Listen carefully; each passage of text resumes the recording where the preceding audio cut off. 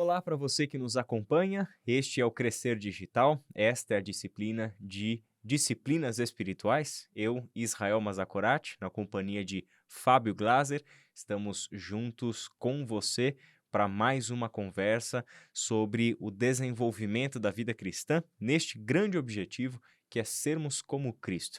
Embora a gente ainda vá conversar especificamente sobre isso e os custos do discipulado, como prometido na nossa conversa anterior, hoje a gente vai olhar para as Escrituras e buscar nelas aquele padrão de Deus agir, formando pessoas de acordo com o seu propósito, para a missão que ele tem para nós. O texto base, Fábio, acredito que pode ser para a nossa conversa, Deuteronômio, capítulo 8, do verso 1 ao verso 5. Convido você a abrir a sua Bíblia com a gente e acompanhar essa leitura. Aliás, pode deixar a sua Bíblia aberta aí, porque nesta nossa conversa de hoje nós faremos referência e faremos a leitura de alguns textos bíblicos. Eu vou ler esse texto na NVI, Nova Versão Internacional. Tenham o cuidado de obedecer a toda a lei que eu hoje lhes ordeno, para que vocês vivam, multipliquem-se e tomem posse da terra que o Senhor prometeu com juramento aos seus antepassados. Lembrem-se de como o Senhor, o seu Deus, os conduziu por todo o caminho no deserto durante estes 40 anos, para humilhá-los e pô-los à prova, a fim de conhecer suas intenções, se iriam obedecer aos seus mandamentos ou não. Assim, ele os humilhou e os deixou passar fome, mas depois os sustentou com o maná, que nem vocês, nem os seus antepassados conheciam, para mostrar-lhes que nem só de pão viverá o homem, mas de toda a palavra que procede da boca do Senhor. As roupas de vocês não se gastaram e os seus pés não incharam durante esses 40 anos. Saibam, pois, em seu coração que assim como um homem disciplina o seu filho, da mesma forma o Senhor, o seu Deus, os disciplina. Fábio, na conversa anterior você mencionou que a palavra disciplina, talvez aos nossos ouvidos, já traga um sentido negativo, né? Já não seja uma palavra que nos inspire muito, né? Que desperte em nós muitos desejos de caminhar para uma vida de disciplina. Uhum. Esse texto também não contribui muito, né? Para que a disciplina seja vista como uma coisa agradável, gostosa e tudo mais, né? É um texto que mostra o Senhor disciplinando o seu povo. Numa primeira leitura desses 5 versículos, Fábio, o que te chama a atenção dentro desse assunto das disciplinas? Eu acho que, o que mais me chama a atenção é essa tensão que existe, e eu vou explicar o que eu quero dizer com tensão, que é logo no versículo 1, diz: "Tenham cuidado de obedecer a toda a lei que hoje ordeno a vocês, para que vocês", e aí vem uma série de coisas positivas. Então essa relação entre obedecer a Deus, de quem vem a lei, para que se desfrute de certas coisas positivas, Uhum, a gente pode ou fazer essa relação de uma maneira completamente, assim, cega e sem levar em consideração a qualidade dessa lei e falar assim: "Ah, uhum, Deus é o dono da bola, então para eu jogar com ele eu vou ter que obedecer e pronto, não importa o que ele vai pedir, eu vou obedecer, porque o que me interessa não é obedecer, o que me uhum, interessa é o que vem depois, é viver, multiplicar e desfrutar", e a gente sabe que o Antigo Testamento tem uma série, dessas promessas e a gente vê elas repetidas ao longo da Bíblia. Eh Porém, esse é o jeito, talvez é o jeito mais negativo de se relacionar com esse texto. sim.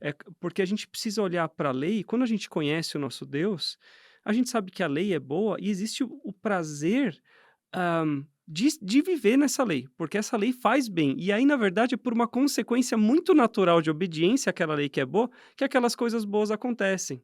Com Uhum, obedecer aos pais, enfim, outros mandamentos. Não é que miraculosamente, porque eu fiz uma obediência aqui, que uma outra coisa totalmente descorrelacionada com aquilo vai acontecer. uhum, Então acho que aqui está um pouco essa tensão entre esse negativo de assim: "Putz, eu vou ter que obedecer para ter coisas boas", mas uhum, calma, esse processo de obedecer, ele não é tão penoso quanto pode parecer.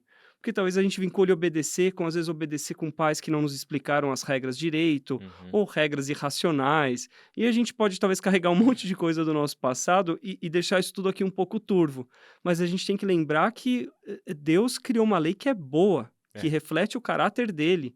Então, por viver ali, a gente, por consequência, vai desfrutar de uma série de benefícios. Uhum. Eu acho que esse é o primeiro ponto, eu não sei se você quer complementar já. Não, eu até queria, pegando o gancho aí, é interessante porque todo o livro de Deuteronômio, ele gira em torno disso, né? De Moisés apresentando para o povo, às vésperas da entrada na Terra Prometida, Moisés está relembrando esse povo, né?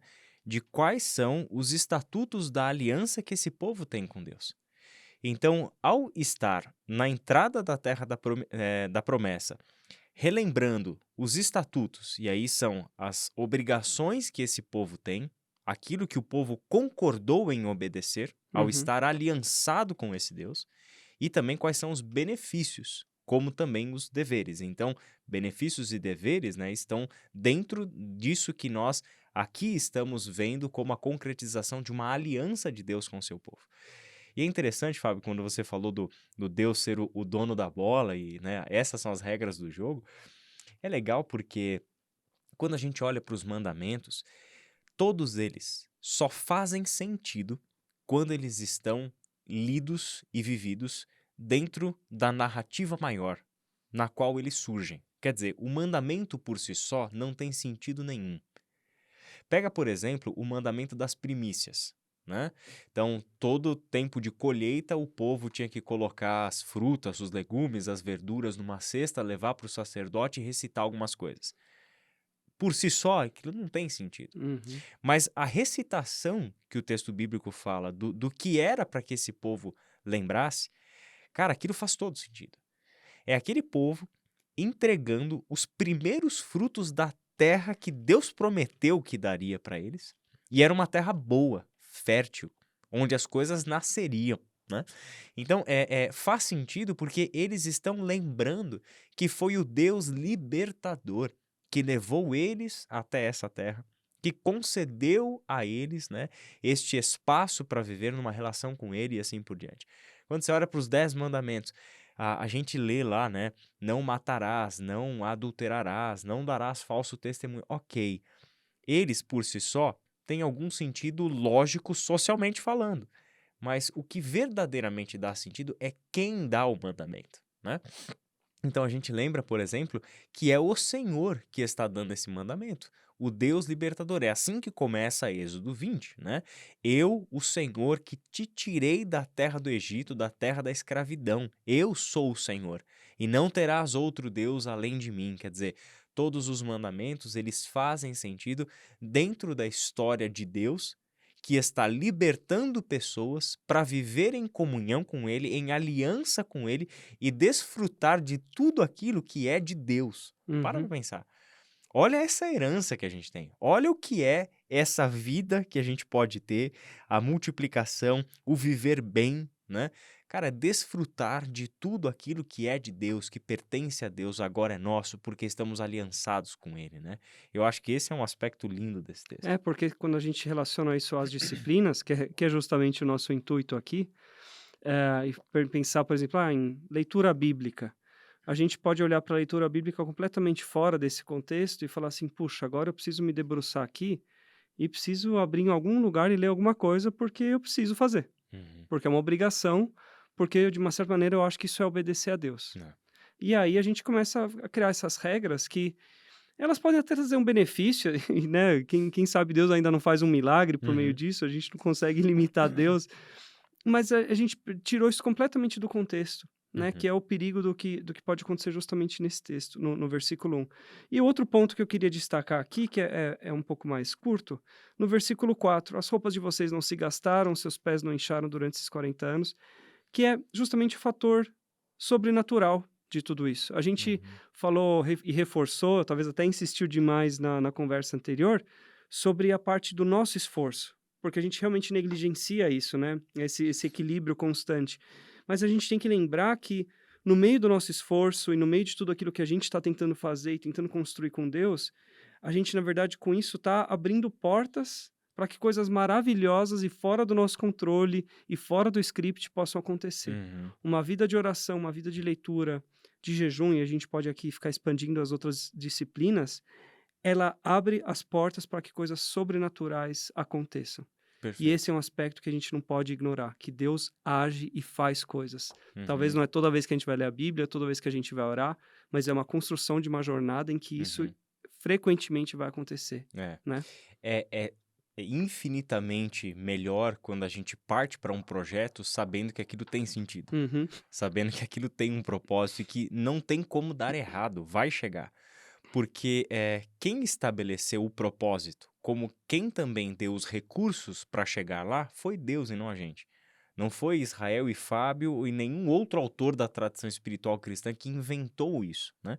É o próprio Deus, como a gente está enxergando nesse texto, como apenas como um exemplo, né? São diversos outros textos bíblicos que tratam do mesmo assunto dentro da história desse povo. uhum, Eu gosto, Fábio, de pensar esse aspecto que a gente daqui a pouquinho vai ler um texto lá de Hebreus que fala sobre o momento da disciplina pode não ser uma coisa muito prazerosa, né?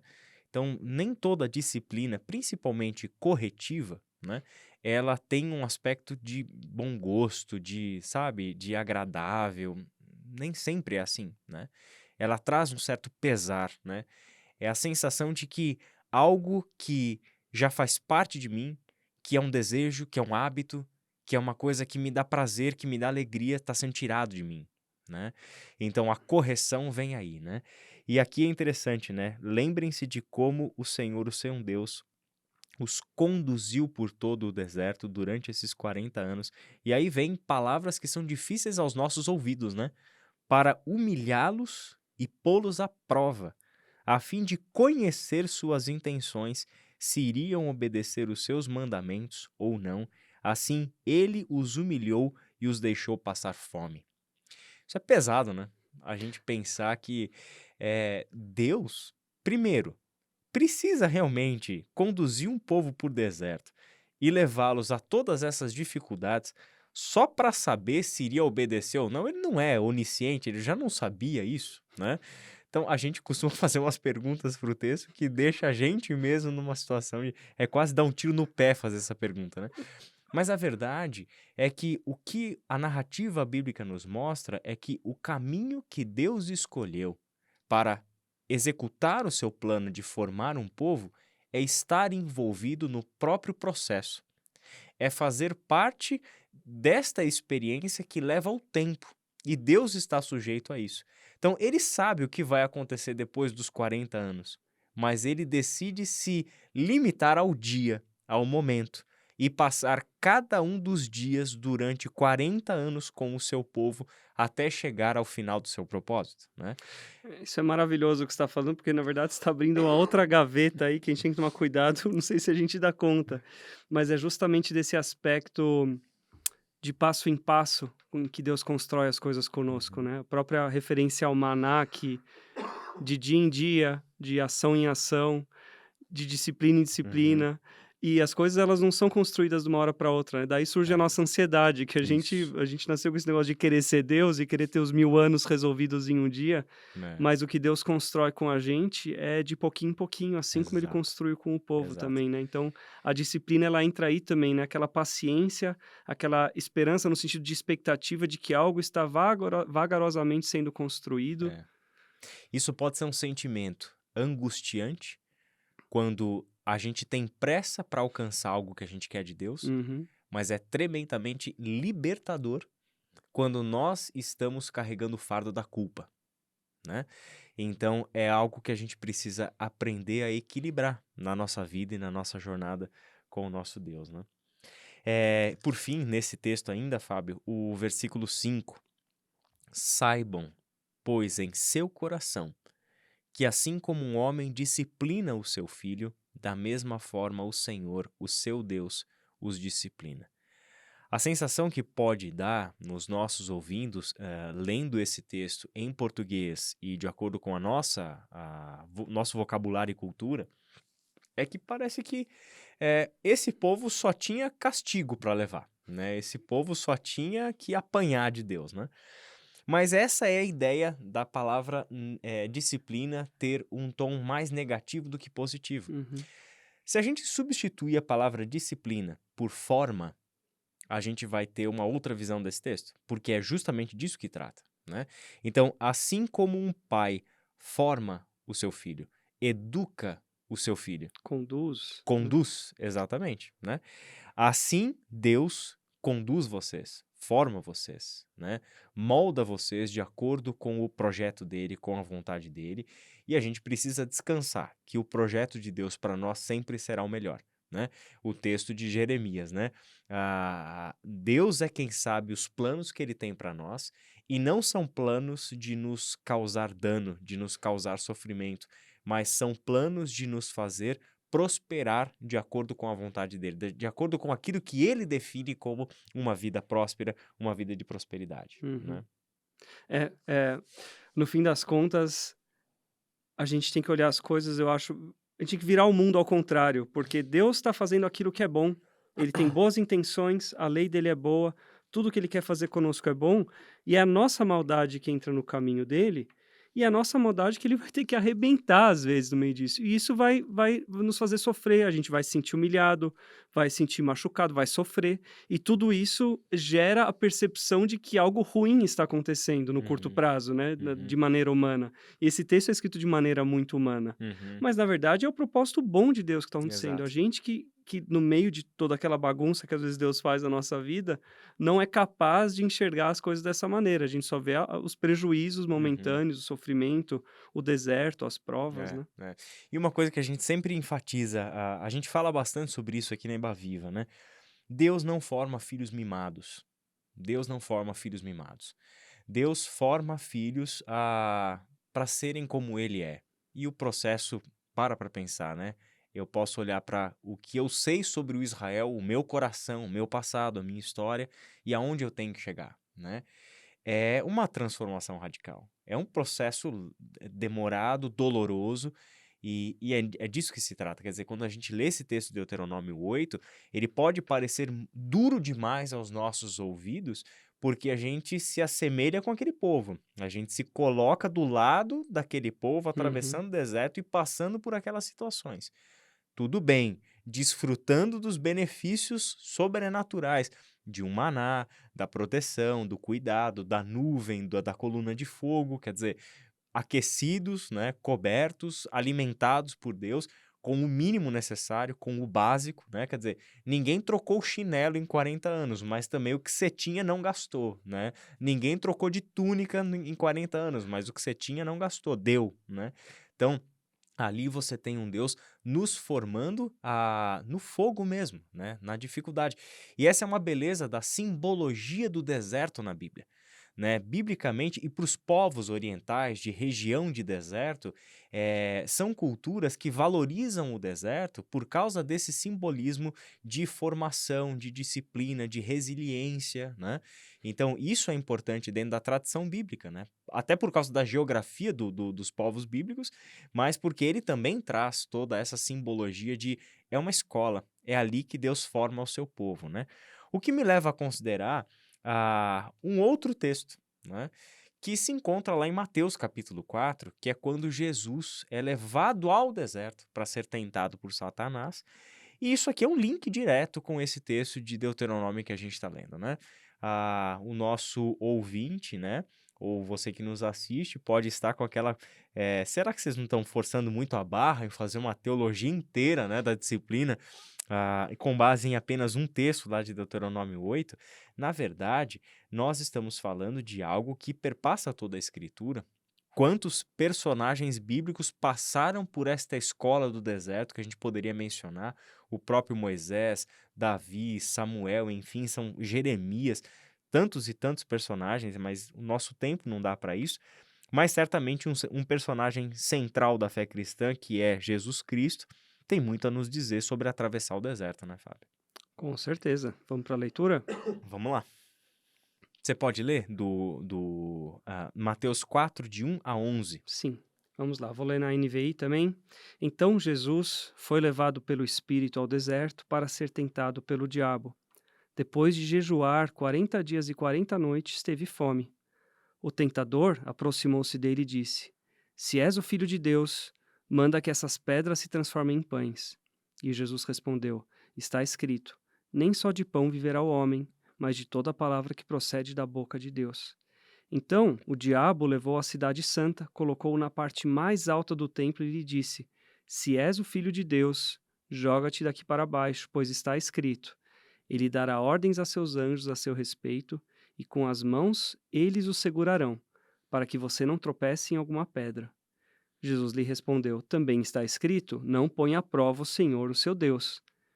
E depois o diabo o levou a um monte muito alto e mostrou-lhe todos os reinos do mundo e o seu esplendor.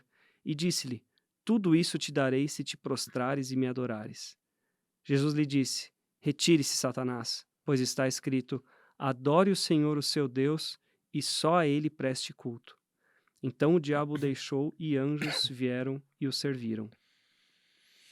Quando a gente lê esse texto, logo após ter lido Deuteronômio 8, fica já evidente muitos links ali, né? Muitas simbologias e palavras que remetem um texto ao outro, né?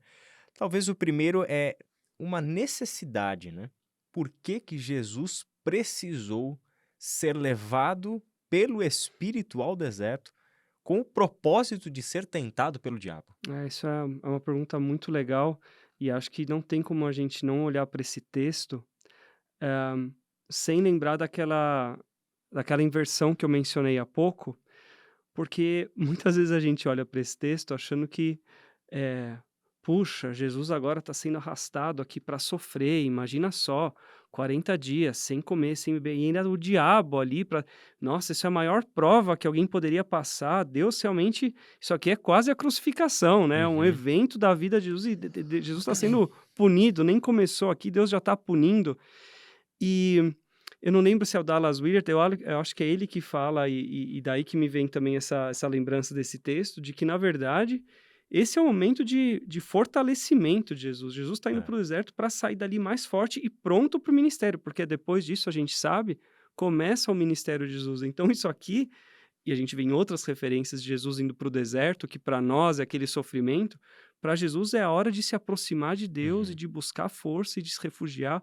O jejum é algo que, na verdade, o fortalece. Enfim, dá para Uhum. continuar falando aqui de todos os aspectos, na verdade, positivos Sim. que esse evento aqui traz para a vida de Jesus e não negativos, como muitas vezes a gente acaba deixando, É. eh, deixando esse texto ter esse efeito sobre nós, né? É. Eu não sei como você vê isso, Israel. Não, eu concordo com você. É um texto fantástico porque, primeiro, o deserto aparece aqui, a fome, o texto de Deuteronômio falou, né, de Deus deixá-los passar fome, os 40 anos, aqui os 40 dias, né? Então, em 2 versículos, você já estabelece inúmeras relações. Só faltou o diabo, né? Exatamente, né? Aqui é interessante, Fábio, porque Jesus, talvez essa tenha sido uma intenção mais explícita do narrador de Mateus ao escrever o texto, ele está refazendo os passos do povo de Israel. Ele está vivendo aquela história, né? Então, não é uma história separada, diferente, né, desconexa, mas ele está refazendo certos passos. Jesus refaz os passos do povo de Israel, Jesus refaz os passos de Adão, né? Então, os textos do Novo Testamento nos mostram Jesus revivendo essas histórias e acertando onde eles erraram, né? Se submetendo a Deus, aonde lá no passado eles decidiram ser Deus para eles mesmos, Uhum. né? Então, aqui você vê esse grande exemplo do porquê que Jesus se torna para nós um exemplo de obediência, de submissão e de humildade, né? Essa é uma marca da vida de Jesus, portanto, deve ser uma marca da nossa vida. Eu gosto também de pensar aqui o preparo interior de Jesus para passar por essa situação, né? Versículo 3 diz que o tentador se aproximou dele e disse: Se és o filho de Deus, manda que estas palavras se transformem Essas em pedras, pães. né? Desculpa, pedras, né? Que estas pedras se transformem em pães. Olha que interessante, né? A ação do tentador muito semelhante à ação do tentador em Gênesis 3, que é colocar uma palavra do Senhor em xeque, né? Qual é a palavra do Senhor? O capítulo 3 termina com Jesus sendo batizado e Jesus ouvindo da boca do Pai que ele era o Filho amado, em Uhum. quem o Pai se agradava, né? E aqui imediatamente Satanás coloca esta afirmação de Deus à prova, né? Quer dizer, será que é isso mesmo? Será que de fato você é o Filho de Deus em quem o Pai se agrada? Vamos colocar isso à prova? Vamos colocar um teste aqui, né? Então, a submissão de Jesus, né? Nem só de pão viverá o homem, mas de toda palavra que procede da boca de Deus. E aqui é uma citação literal de Deuteronômio 8, né? Jesus sabe exatamente o que ele está vivendo, tanto que o texto de Deuteronômio 8 está na cabeça de Jesus, está na ponta da língua, né? Possivelmente até meditando nesse texto para... Fez o devocional de manhã, né, nesse texto. Exatamente, né? Que mais te chama atenção aqui, É, Fábio? a continuidade do texto é interessante porque parece que aí o diabo então aprendeu a linguagem com a qual ele tem que se comunicar com Jesus, né? Ah, entendi, ele quer usar a Bíblia, então vamos lá, vou usar a Bíblia, e o Aham. diabo faz aquilo que ele gosta de fazer, que é pegar um texto e botar ele totalmente fora de contexto e criar uma expectativa que a Bíblia não deveria, na verdade, É, criar em nós, e ele tenta justamente fazer isso com Jesus. perfeito. De maneira frustrada, porque Jesus, de novo, como você já havia destacado, está muito bem preparado para esse momento e consegue contra-argumentar com Satanás e deixar claro que a Bíblia não se interpreta dessa maneira. Uhum, Então ele uhum. esclarece para o diabo que precisa ali de um esclarecimento bíblico, né? Que não se tenta, não se coloca à prova o nosso Deus. Não é essa a lógica Uhum. de Jesus Cristo, e não é É. essa a lógica de Deus, né, na Bíblia. E é legal porque Jesus tem plena consciência do que ele está passando. Quer dizer, não foi a única tentação que Jesus passou na sua vida, né? Uhum. É uma tentação que o prepara, como você mesmo mencionou, né? Quando nós somos tentados, né? Quando sofremos a tentação por causa do nosso próprio mau desejo, ou quando encaramos uma tentação como uma situação de prova, quer dizer, eu estou diante de um teste, né? Qual é o objetivo do tentador? É que você caia, que você seja reprovado. E qual é o objetivo de Deus? Que você seja aprovado. Então, a aplicação de um teste, a aplicação de uma prova, nunca é, da parte de Deus, a reprovação, mas sim o fortalecimento, o crescimento, né? A aprovação, né? E acho importante você falar isso, porque esse texto lido eh, fora de um contexto de conhecimento daquilo que Jesus veio fazer, ele apresenta algumas perguntas que são até lógicas, assim. Não é que o diabo está tentando Jesus a cometer uma atrocidade, a cometer Uhum. um assassinato, Pelo um contrário. sacrifício de uma criança, uma coisa assim que seria explicitamente contrário a tudo aquilo que vemos Deus construir no Antigo Testamento. Não, ele levanta pontos muito pertinentes relativos à natureza de Jesus. Uhum. E o que Jesus parece deixar claro aqui, até mesmo para o leitor, né, a maneira que Mateus expõe, é que ele veio ser Deus, mas de uma outra maneira. O que ele veio Uhum. construir Uhum. aqui, ele veio ensinar a ser servo, enfim. A Uhum. gente sabe depois o É. que ele veio fazer, mas ele está aqui já se despindo da sua divindade, né? Ele está É. abrindo mão daquilo dos atalhos É. que a natureza dele poderiam dar para ele em prol da missão, que É. tem a ver com essa aprovação que você está falando. Exato. Essa é a grande aprovação, no fim das Pois é. contas, né? O que Satanás está oferecendo para Jesus é um caminho para o seu sucesso ministerial, Uhum. né? O transformar pedra em pão, né? Todas as três tentações, elas têm o mesmo objetivo, né? De levar Jesus ao sucesso entre os homens, ao aplauso, ao reconhecimento, né? Ele testa três vezes Jesus, mas nas três ele evidentemente sai frustrado. Mas o que é interessante nesse processo de tentação é que atingir o sucesso ministerial custaria para Jesus a sua identidade enquanto filho de Deus, a Sim. sua dependência de Deus. Tanto que Jesus multiplica pães, Jesus transforma água em Exato, vinho. Quer exato, dizer, a natureza do milagre em si não é, exato. não é o problema, né? Mas Mas é o não para tentar, propósito. Não é exato, para não, benefício próprio, né? exatamente, Nunca é para exatamente. benefício próprio dele, né? A gente precisa caminhar para o fim, Fábio, A gente não e para, né? não, é um texto que de fato fala muita coisa, mas eu só gostaria que a gente terminasse hoje lendo um texto que está lá em Hebreus capítulo 5, do verso 7 em diante. Uhum. E até peço para que você leia esse texto, Fábio, Sim. porque é uma passagem que nos coloca diante de um apelo, de uma realidade que está de fato diante de todos nós. A consciência de que nós estamos sob disciplina. A consciência de que nós vivemos sob este processo de formação do Senhor. Até mesmo porque o Filho de Deus, Jesus, o Cristo, precisou passar por este processo, né? E esse texto fala justamente disso, né? Sim, gosto muito do texto. Vamos lá, versículo 7. Então, durante os seus dias de vida na terra, Jesus ofereceu orações e súplicas, em alta voz e com lágrimas, àquele que o podia salvar da morte, sendo ouvido por causa da sua reverente submissão. Embora sendo filho, ele aprendeu a obedecer por meio daquilo que sofreu. E uma vez aperfeiçoado, tornou-se a fonte da salvação eterna para todos os que lhe obedecem, segundo designado por Deus sumo sacerdote, segundo a ordem de Melquisedeque. Nossa, que texto, né? Uhum. Ele aprendeu a obedecer, tornando-se a fonte de salvação eterna. Quer dizer, tá aqui o propósito, né, que a gente estava falando. E exato, e o próprio texto destaca isso. Embora sendo o filho, ele aprendeu a obedecer por meio daquilo que sofreu. E se Jesus teve que aprender a obedecer por meio do que sofreu, Pois é. onde isso coloca a gente nessa história, né? Para mim, pelo menos, é a primeira pergunta que vem à mente. Exato. Como é que a gente pode se recusar, né? Como é que a gente pode se ver distante de uma vida na qual também a gente tem que aprender por meio do sofrimento, né? Exatamente. Bom, nossa conversa vai ficando por aqui.